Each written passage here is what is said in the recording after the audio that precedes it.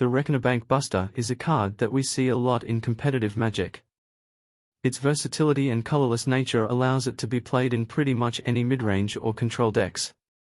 Through playing Bankbuster myself, and facing it many times, I have developed a tactic of how to play Reckoner Bankbuster. This tactic is amazing, but does have some limitations that I will explain later on in the video. The whole idea is to play your cards out of your hand, but keep 2 mana open at all times, like the example shown on screen. The reason why the tactic is called the Make Disappear Bank is because it means your opponent can't counter your spells with Make Disappear without sacrificing a creature when you use this tactic. However, it is worth noting that the tactic works, even if your opponent isn't playing blue.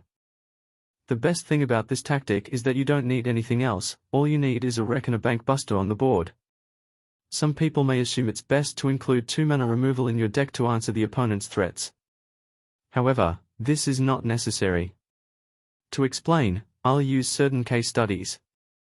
In this situation, your opponent has 4 black mana open, and they cast a Sheoldred. On the other hand, you have 4 mana, 2 of which is tapped. You also have a Bankbuster on the battlefield and a Destroy Evil in your hand. You have 2 options. Tap the Bankbuster and draw a card before Sheoldred enters the battlefield, and kill the Sheoldred before your draw phase at the beginning of your turn, or kill Sheoldred as soon as it enters the battlefield.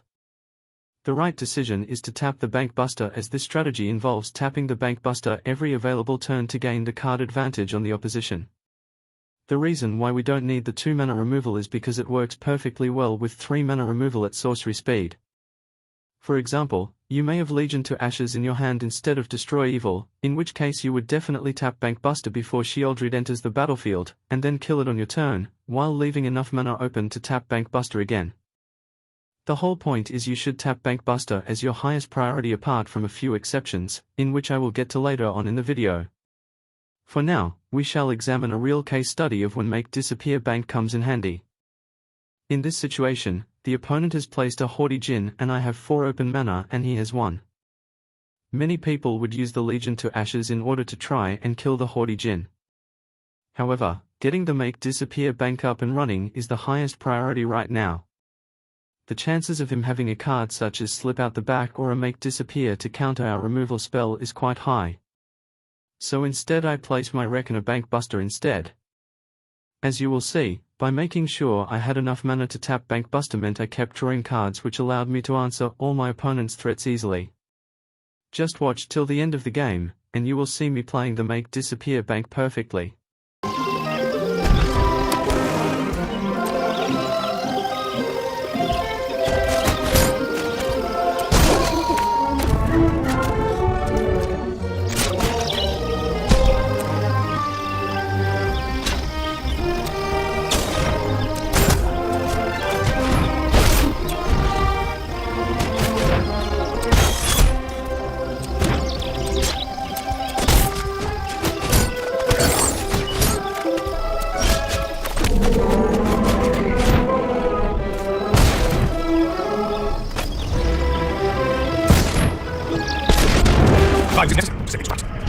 Night times over time tactics.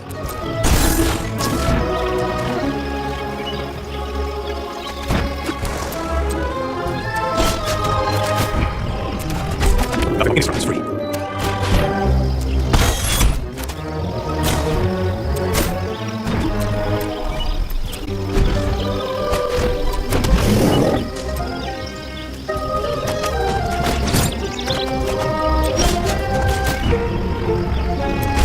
Night times over time tactics.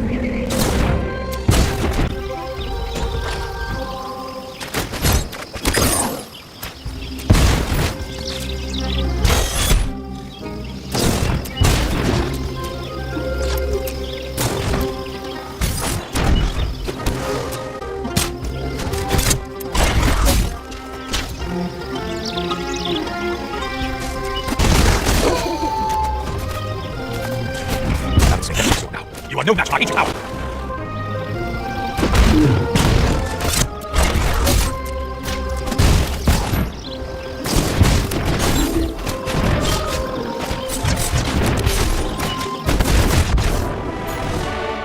Now we shall go over the exceptions to the make disappear bank tactic, or in other words, when should you not leave mana open to tap Bankbuster.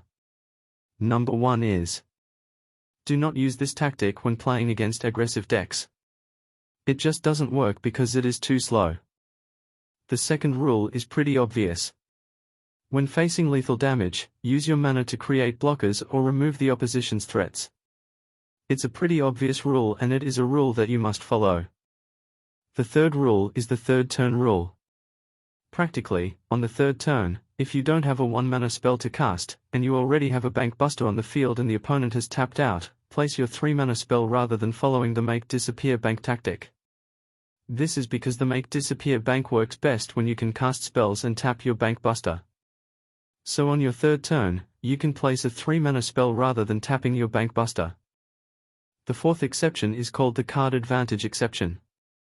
Practically, if your opponent has the board advantage, and they only have 1 or 2 cards in hand, while you have 5 or more cards in hand, cast your spells in order to even out the battlefield, rather than drawing more cards.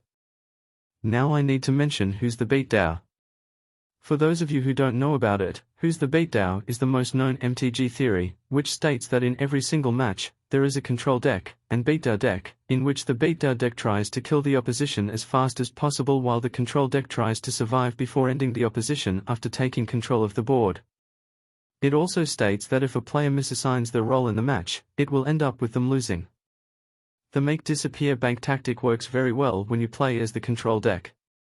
Personally, I like to include heaps of removal in my decks and play as the control deck. This might not be you, however, so it is important to recognize when you're not the control deck, as if you're not, then you might not want to use the tactic. It is important to note that when using this tactic, common sense should prevail. Every match is different, and this is what I found works best for me in most matches, but you have to be able to recognize when to use this tactic, and when not to. Thank you for watching and subscribe for similar content.